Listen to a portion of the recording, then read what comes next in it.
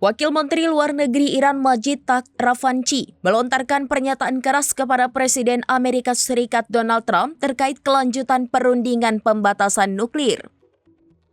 Takht Ravanchi menegaskan bahwa Washington harus menunjukkan keseriusan dan ketulusan jika ingin mencapai kesepakatan baru dengan Teheran. Menurutnya, kelanjutan negosiasi kini sepenuhnya berada di tangan Amerika Serikat. Ia menyatakan Iran siap membahas program nuklirnya, bahkan isu-isu lain yang berkaitan, asalkan Amerika Serikat bersedia membuka pembicaraan mengenai pencabutan sanksi ekonomi yang selama ini membebani negaranya. Meski membuka peluang dialog, Iran tetap memasang garis tegas. Takht Ravanchi memastikan bahwa Teheran tidak akan membahas program rudal balistiknya dalam meja perundingan.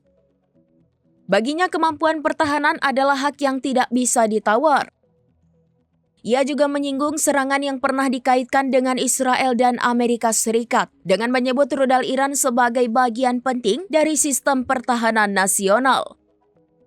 Selain itu, Iran menolak mengaitkan pembicaraan nuklir dengan kebijakan regionalnya, termasuk dukungan terhadap kelompok-kelompok sekutu bersenjata di kawasan.